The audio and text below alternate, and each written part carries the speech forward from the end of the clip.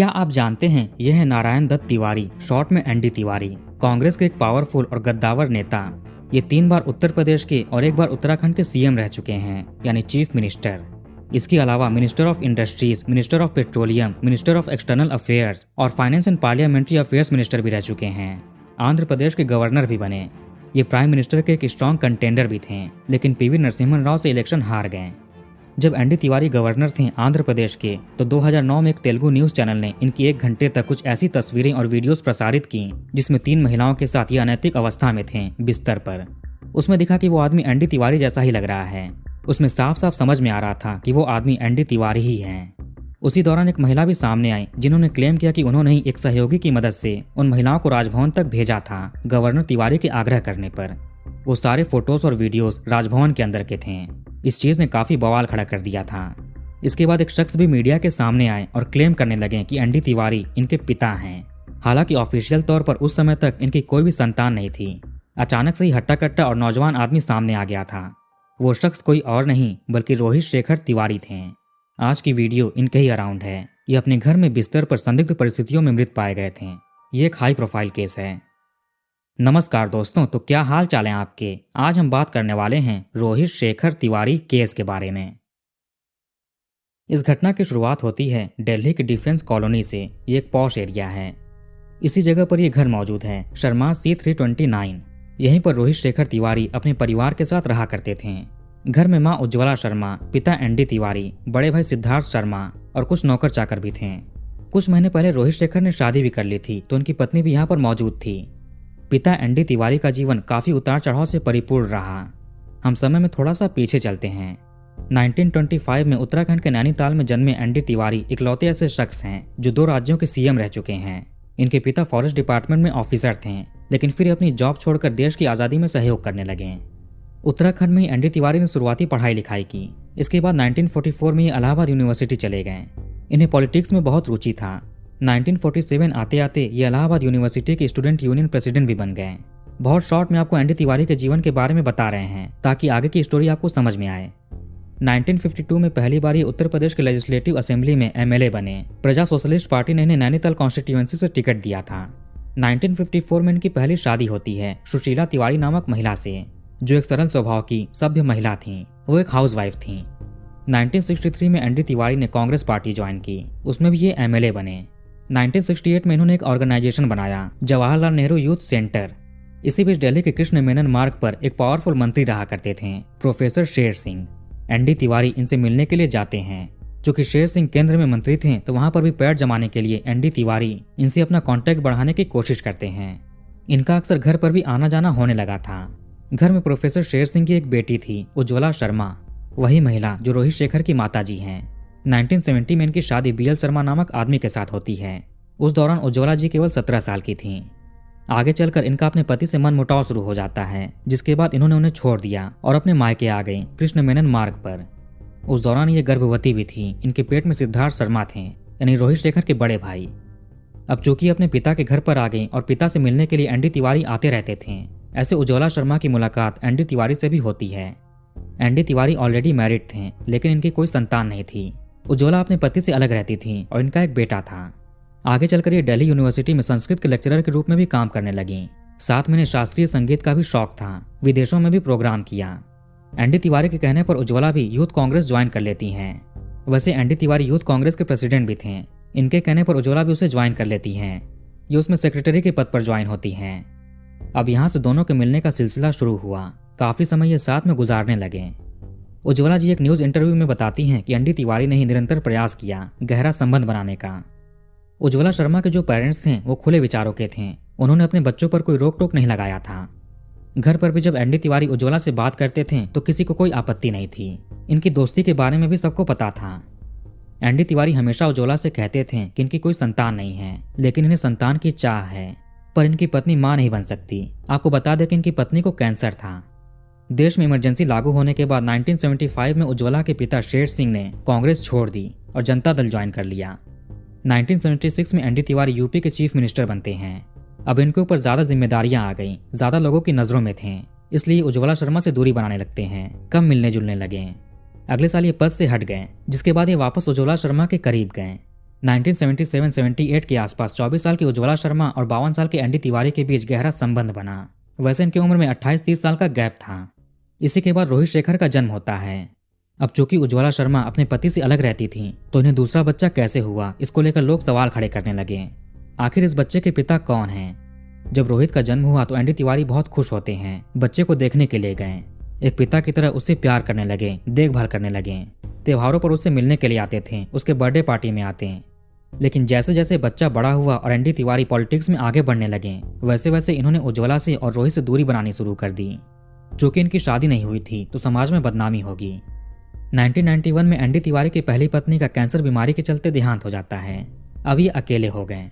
उज्ज्वला फिर से अपने बेटे के साथ एनडी तिवारी के पास जाने की कोशिश करती हैं कि बेटे को अपना नाम दीजिए, रिश्तों को नाम दीजिए, पर उन्होंने तब भी इन्हें स्वीकार नहीं किया। रोहित को लगातार लोग ताने मारते हैं कि तुम्हारे पिता कौन हैं, क्या नाम है, ये लड़का बिना पिता का है। इससे रोहित को बहुत कष्ट होता था। अब ये गद्दावर नेता हो चुके थे, 3 बार यूपी के सीएम रहे। यूपी से उत्तराखंड अलग होने के बाद उत्तराखंड के भी सीएम बने। कई बार ये केंद्र में भी मंत्री रहे। सत्ता के गलियारों में इनका नाम था, दबदबा था। आगे चलकर रोहित शेखर और इनकी मां ने काफी संघर्ष किया एनडी तिवारी से एक होने के लिए। ये स्टोरी आपको थोड़ी देर में पता चल जाएगी। तो पूरा परिवार साथ हो चुका था। एनडी तिवारी उन्हें अपना लिए थे। घर में खुशहाली थी। इसी वाले घर में सभी लोग रहते थे। रोहित, इसके माता पिता, बड़े सौतेले भाई, पत्नी, 4-5 नौकर, ड्राइवर। वैसे इस घर की कीमत 2019 में 20 करोड़ से ऊपर की थी। अब तो और ज्यादा हो गई होगी। 10 अप्रैल 2019 आज के दिन रोहित शेखर और इनकी मां उत्तराखंड के काठ गोदाम के लिए दिल्ली से निकलते हैं। वजह थी लोकसभा चुनाव। 11 अप्रैल को इलेक्शन का पहला चरण पूरा होना था, इसलिए माँ बेटे अपने कॉन्स्टिट्यूएंसी जा रहे थे वोट देने के लिए। दोनों अलग अलग कार से थे। रोहित की कार में इनका ड्राइवर अखिलेश कार चला रहा था। बगल में घर का नौकर बैठा हुआ था, गोलू। पिछली सीट पर रोहित शेखर बैठे हुए थे। इनके बगल में इनकी एक रिश्तेदार भी बैठी हुई थी, जो भाभी लगती। दूसरी गाड़ी में माँ थी और ड्राइवर था। कुछ मीडिया रिपोर्ट्स के अनुसार सिद्धार्थ भी कार में बैठे हुए थे, वो माँ वाली कार में थे। 10 अप्रैल को सभी लोग उत्तराखंड जाते हैं। 11 को वोट देते हैं। चूंकि वहां पर भी इनका घर था तो कुछ दिन वहीं पर रहते हैं। फिर 15 अप्रैल की दोपहर में वापस दिल्ली के लिए निकल गए। जो लोग जहां पर भी कार में बैठे हुए थे वहीं पर वो बैठते हैं। ये 6-7 घंटों का रास्ता था। घर पर रोहित की पत्नी सबका वेट कर रही थी। इनका नाम था अपूर्वा शुक्ला तिवारी। ये 35 साल की थी। रोहित और अपूर्वा मैट्रिमोनियल साइट पर मिले थे। दोनों में प्यार हुआ और सबकी सहमति से शादी की। शाम को पत्नी अपने पति को व्हाट्सएप कॉल करती हैं, ये पूछने के लिए कि डिनर में क्या खाना बनाया जाए। 15 अप्रैल की रात में करीब 10:30 बजे रोहित की कार डिफेंस कॉलोनी के इस घर पर पहुंचती है। वैसे माँ उज्ज्वला अपनी रिश्तेदार के साथ तिलक लेन चली गईं। वहां पर इनका सरकारी आवास था। माँ ज्यादातर तिलक लेन वाले घर पर ही रहती थी। इनके साथ ये महिला रिश्तेदार, उसका पति, उसका 1.5-2 साल का बेटा, ये लोग रहते थे। ये रिश्तेदार परिवार के काफी करीब था। इन्होंने उज्ज्वला का बुरे समय में साथ दिया था, इसलिए संबंध बहुत अच्छे थे। खैर डिफेंस कॉलोनी के घर पर रोहित पहुंचे। इनके नौकर चाकर इन्हें संभाल कर कार से बाहर निकालते हैं, क्योंकि इन्होंने शराब पी रखा था, नशे में थे। जब पत्नी ने इन्हें वीडियो कॉल किया था तब उन्होंने देखा भी था कि पति शराब पी रहे हैं। काफी लंबा सफर तय करने के बाद ही आए थे, इसीलिए रोहित फ्रेश होकर 11 बजे तक डिनर करते हैं। उसके बाद सोने के लिए चले गए अपने रूम में, जो कि फर्स्ट फ्लोर पर था। अब अगले दिन की तारीख शुरू हुई, 16 अप्रैल। घर में सभी लोग अपने अपने समय से उठते हैं, अपने अपने कामों में लग जाते हैं। लेकिन रोहित शेखर अपने रूम से बाहर नहीं निकले। इन्हें एक बीमारी भी थी, इंसोम्निया करके। इसमें जल्दी नींद नहीं आती है। इसके चलते रोहित देर देर रात तक जगा करते थे और दिन में काफी देर तक सोते थे। दोपहर में 2-3 बजे उठते थे। सबको ये बात पता थी, इसलिए शुरू में किसी को कुछ संदिग्ध नहीं लगा। पत्नी अपूर्वा जो थी वो अपने पति के बगल वाले रूम में सोती थी। खैर आज भी रोहित हमेशा की तरह सोते रहे। 11 बजे अपूर्वा फ्रेश होकर नीचे आती है घर के काम देखने। धीरे धीरे दोपहर हो जाता है। रोहित के उठने का टाइम हुआ, मगर ये उठता नहीं है। इसी बीच 2:30 से 3 बजे के आसपास माँ उज्ज्वला इस घर पर आती हैं। इनके अंगूठे में कुछ प्रॉब्लम था तो डॉक्टर को दिखाना था। इन्होंने एक स्टाफ मेंबर से मैक्स हॉस्पिटल में कॉल करवाया और डॉक्टर का अपॉइंटमेंट लिया। 4:45 का अपॉइंटमेंट मिलता है। इसी बीच उज्ज्वला अपनी बहू से पूछती हैं कि रोहित जगा या नहीं। वो कहती है कि अभी तक नीचे नहीं आए हैं, हो सकता है कि सो रहे हों। माँ ने सोचा कि शायद वो कल इतना लंबा सफर करके आया, इसलिए थक गया होगा तो सो रहा है। ऊपर से उसकी आदत भी है, बीमारी है। इन्हें भी कुछ अजीब नहीं लगता है। बीच में कुछ लोग जाकर देखे भी थे कि वो सो रहा है। किसी के लिए भी ये बात अजीब नहीं थी।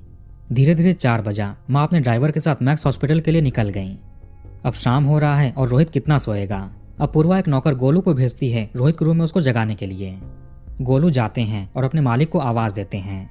रोहित दरवाजा केवल भिड़का कर सोते थे, अंदर से लॉक नहीं करते थे, इसलिए गोलू उनके रूम में चले गए। इन्होंने देखा कि रोहित करवट लेकर सो रहे हैं, चेहरा दूसरी तरफ था।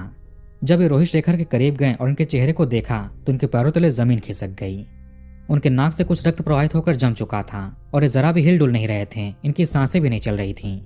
ये देखकर नौकर ने शोर मचाया। फौरन घर के बाकी लोग, अपूर्वा, बड़े भाई सिद्धार्थ, नौकर चाकर सभी लोग आते हैं। आखिर रोहित को क्या हुआ? उधर उज्ज्वला शर्मा मैक्स हॉस्पिटल के गेट पर पहुंची थी कि इन्हें कॉल के जरिए रोहित की सूचना मिल जाती है। ये घबरा जाती हैं और तुरंत हॉस्पिटल से एम्बुलेंस लेकर घर पर पहुंची।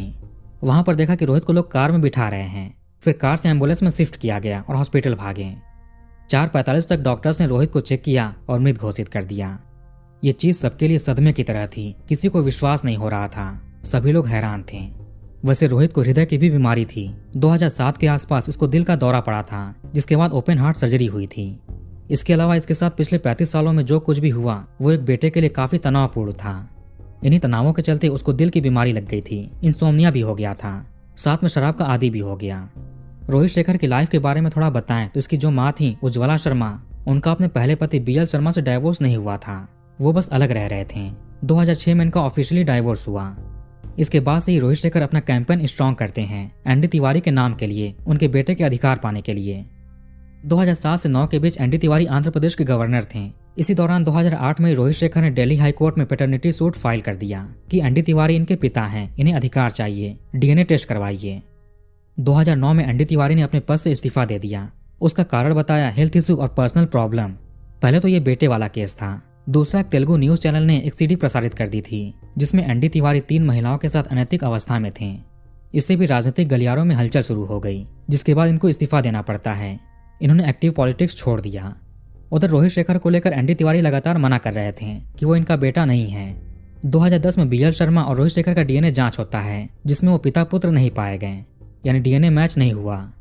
अब कोर्ट ने एनडी तिवारी पर दबाव बनाया कि अपना DNA सैंपल दीजिए, लेकिन ये मना करते रहे। फिर 2012 में इनको सैंपल देना पड़ जाता है। इन्होंने कोर्ट में दलील रखी कि इनका ये निजी मामला है, इसको पब्लिक ना किया जाए, बंद कमरे में सुनवाई हो, लेकिन कोर्ट मना कर देती है।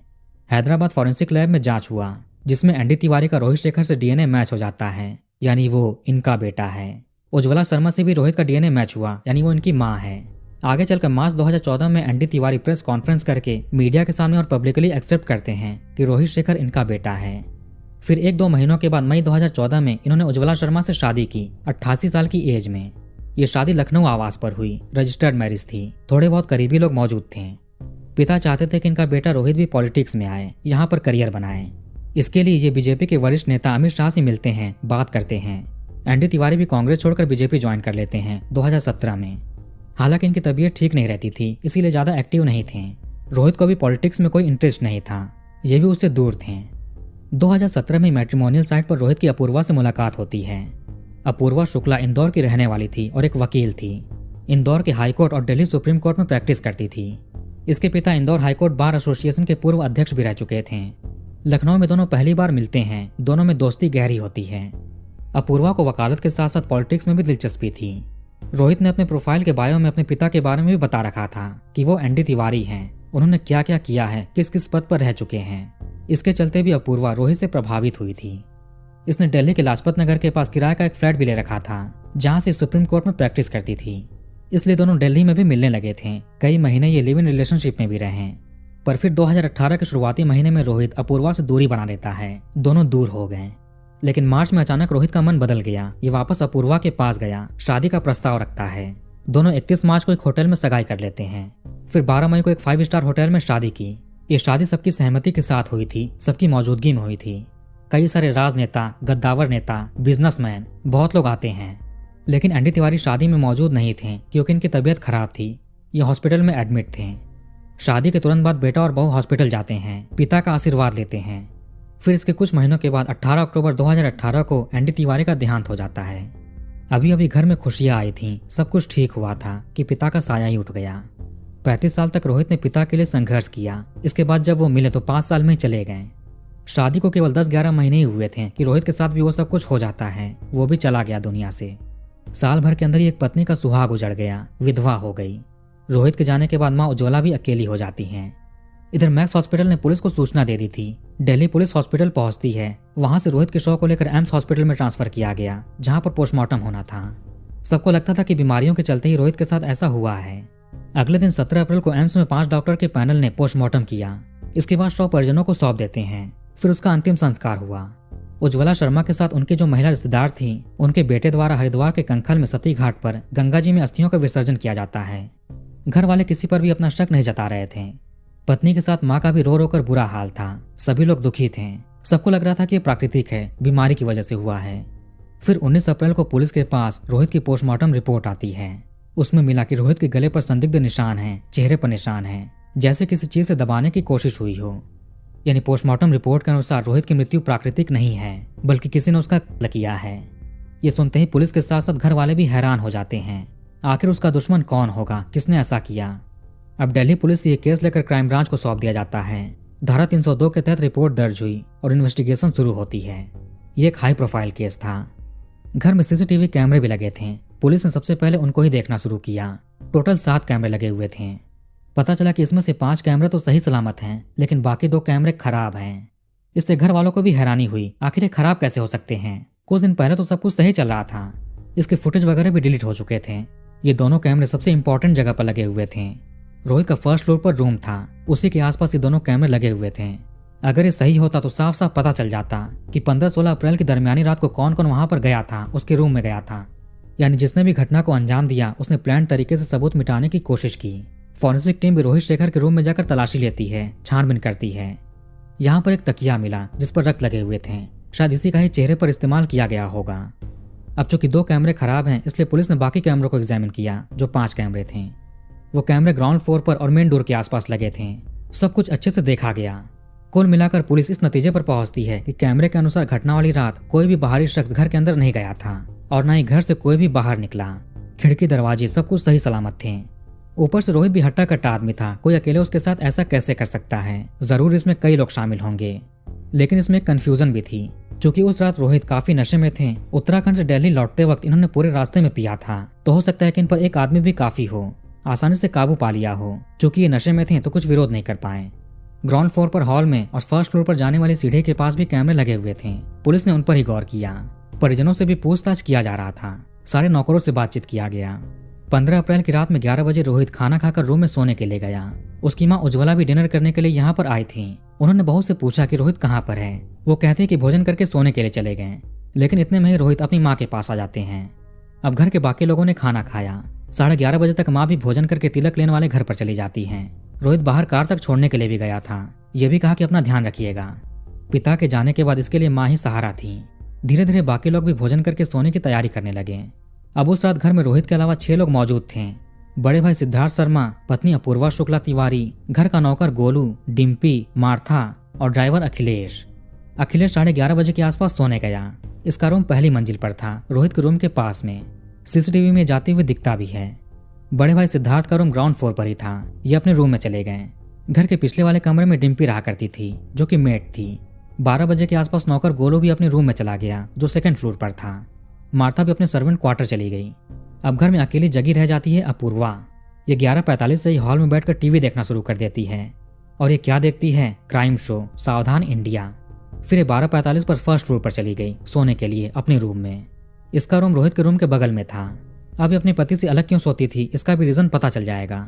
डॉक्टर्स ने मृत्यु के टाइम का भी जिक्र किया था, जो था रोहित ने जब आखिरी बार अपना खाना खाया था उसके 2 घंटों के बाद। डॉक्टर्स ने पेट में मौजूद खाने के डाइजेशन प्रोसेस से अंदाजा लगाया था। और ये इतना सटीक था कि केवल आधे घंटे का ही डिफरेंस हो सकता है, उससे ज्यादा नहीं।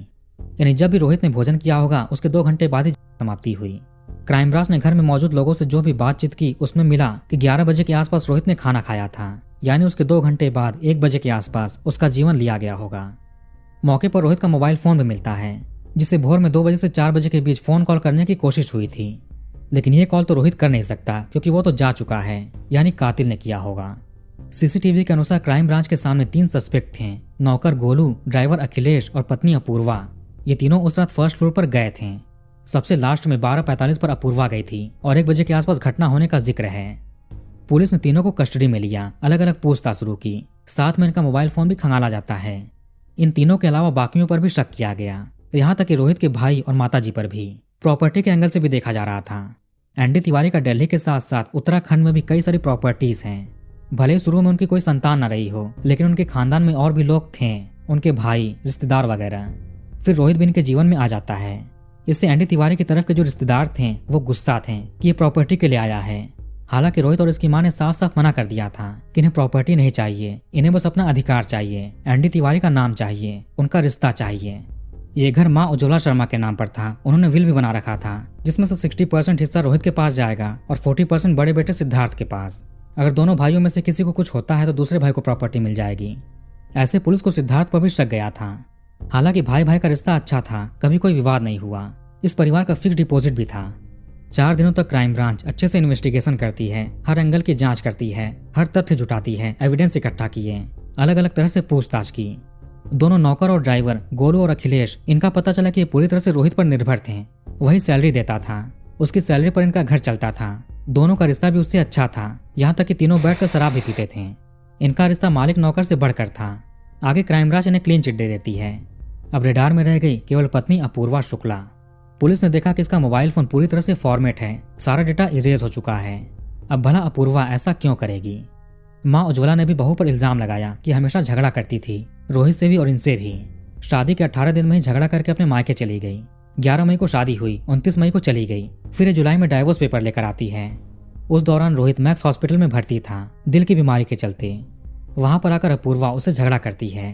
कुछ मीडिया रिपोर्ट्स के अनुसार अपूर्वा का इंदौर में शादी से पहले बॉयफ्रेंड था और शादी के बाद भी उससे बात करती थी, उसी से मिलने के लिए जाती थी। ये कभी कहती कि पिता को अल्जाइमर है, उन्हें देखने जा रही है। वहां पर कोर्ट में कुछ काम पेंडिंग पड़े हैं, उन्हें देखने जाना है। यही बहाने देकर बॉयफ्रेंड से मिलने जाती थी। ऐसा कई लोगों ने इल्जाम लगाया। वहीं अपूर्वा का कहना था कि रोहित की जो महिला रिश्तेदार थी, जो भाभी थी, उसका रोहित से अफेयर चल रहा था। उसकी शादी को कई साल हो गए थे लेकिन बच्चा नहीं हुआ। फिर अचानक से उसको बच्चा हो जाता है। अपूर्वा को शक था कि वो बच्चा रोहित का है। उस बच्चे को रोहित का परिवार काफी पसंद करता था, प्यार करता था, जबकि वो तो बाहरी है। रोहित को जो बड़े भाई थे सिद्धार्थ, उन्होंने शादी नहीं की थी। उन्होंने अपने हिस्से की प्रॉपर्टी उस बच्चे के नाम करने का फैसला लिया था। अपूर्वा को इससे भी दिक्कत थी। रोहित भी उसको अपने बच्चे की तरह प्यार करता था। इससे अपूर्वा को शक हुआ कि वो बच्चा रोहित का ही है। अपूर्वा को पॉलिटिक्स में भी आना था। इसने सोचा कि एनडी तिवारी के बेटे से शादी करेगी और इंदौर में कांग्रेस की तरफ से टिकट मिलेगा सांसद के लिए। लेकिन फिर एनडी तिवारी दुनिया से चले जाते हैं। रोहित को भी पॉलिटिक्स का शौक नहीं था। वैसे अपूर्वा की रोहित की प्रॉपर्टी पर भी नजर थी। इसको और इसके परिवार को लगता था कि रोहित के पास अरबों की प्रॉपर्टी है। इसकी सास ने अपने विल में बहू को भागीदार नहीं बनाया, कोई प्रॉपर्टी में हिस्सा नहीं मिला। इससे भी ये गुस्सा थी। जुलाई 2018 में जब झगड़ा हुआ तो फिर से सुलह हो गया था। शादी को एक और मौका देना चाहिए, लेकिन ये काम नहीं करता है। इनके रिश्ते खराब होते गए। आगे दोनों मिलकर आपसी सहमति से जून 2019 में डाइवोर्स देने वाले थे। रोहित से हमेशा अपूर्वा अपने माता पिता के लिए घर बनवाने को कहती थी, कुछ हिस्सा इसके नाम भी कर दो। शादी के वक्त अपूर्वा ने देखा कि वो भाभी शादी से खुश नहीं लग रही है, हमेशा दखल देती थी। इसी शक के चलते अपूर्वा का रोहित से झगड़ा होने लगा। मतलब एनडी तिवारी की लाइफ में जो चीजें हुई थी वही चीजें रोहित के साथ भी हो रही थी। अफेयर, नाजायज बच्चा वगैरह वगैरह। जब 15 अप्रैल की शाम में अपूर्वा ने वीडियो कॉल किया था रोहित को, तो उसके बगल में उस महिला को बैठी हुई देखती है। दोनों शराब पी रहे थे। इससे अपूर्वा को बहुत ज्यादा गुस्सा आता है। रात में 12:45 पर सबके सोने के बाद ये अपने पति के रूम में जाती है। पति से झगड़ों की वजह से ये अलग रूम में रह रही थी। पति आधी नींद में सो रहे थे। इसने उससे पूछा कि क्या तुम उस महिला के साथ शराब पी रहे थे? रोहित नींद में ही जवाब देता है, हाँ, वो भी एक गिलास में। ये सुनकर अपूर्वा का पारा और बढ़ गया। ये उसके मुंह पर तकिया रख देती है, गले पर हाथ रखती है। चूंकि वो नशे में था तो विरोध नहीं कर पाया। अपूर्वा ने उसका जीवन समाप्त कर दिया। इसके बाद ये कैमरों को खराब करती है, सारे फुटेज डिलीट करती है, अपने फोन को इरेज किया। चूंकि ये सुप्रीम कोर्ट की वकील थी तो उसको सब कुछ पता था, पुलिस कैसे जांच करती है, कैसे सबूत इकट्ठा करती है, कैसे ये बचेगी। इसका अपनी सास से भी रिश्ते ठीक नहीं थे। इसका कहना था कि वो सब कुछ कंट्रोल में रखती थी, बेडरूम के पर्दे तक उनके पसंद से चेंज होते। अपूर्वा को ये सब कुछ पसंद नहीं था। इसने जो सोचा था कि ऐसे ऐसे ये घर में रहेगी, वो कुछ भी नहीं होता है। अपूर्वा ने यह भी कहा कि घटना को अंजाम देने के बाद इसे बहुत हल्का महसूस हुआ, पर इसे थोड़ा बहुत टेंशन भी था, इसलिए रात भर सो नहीं पाई। सुबह होने पर ही वेट कर रही थी कि कब कोई रोहित के रूम में जाए और सारी चीजें बाहर आए। खुद जाने से ये डर रही थी कहीं लोग इस पर ही शक न करें, इसीलिए नौकर को भेजा था रूम में शाम को। इसने ये भी सोचा कि चूंकि रोहित को दिल की बीमारी है, इसलिए फाउल पे किसी को नहीं लगेगा, सबको प्राकृतिक लगेगा। सास बहू के झगड़ों के चलते उज्ज्वला भी दूसरे घर में रहती थी। 24 अप्रैल तक क्राइम ब्रांच के सामने अपूर्वा अपना गुनाह स्वीकार कर लेती है। जुलाई 2019 में 518 पेजेस की कोर्ट में चार्जशीट दाखिल हुई। सितंबर में सप्लीमेंट्री चार्जशीट भी दाखिल होती है। अपूर्वा का कहना था कि उस रात जो कुछ भी हुआ कुछ भी प्लान नहीं था, सब कुछ अचानक से हुआ, गुस्से में हुआ। अपूर्वा कई बार कोर्ट में बेल के लिए अप्लाई करती है लेकिन रिजेक्ट हो जाता है। 3 सालों तक जेल में रहने के बाद 2022 में इसको बेल मिला। अभी ये केस कोर्ट में चल रहा है। एक पत्नी ने इसलिए शादी की क्योंकि पॉलिटिकल करियर बनाना था, फिर प्रॉपर्टी का लालच आया, फिर पति के अफेयर का शक हुआ। बहुत प्रयास किया बचने का, लेकिन कानून की नजरों से कैसे छूट सकती है। तो वीडियो को एक बार खत्म करते हैं। आप कमेंट करके अपनी राय बताइए। इस वीडियो को लाइक और शेयर जरूर करिए। चैनल को सब्सक्राइब करके बेल आइकन ऑन कर लीजिए। मिलते हैं नेक्स्ट वीडियो में। धन्यवाद।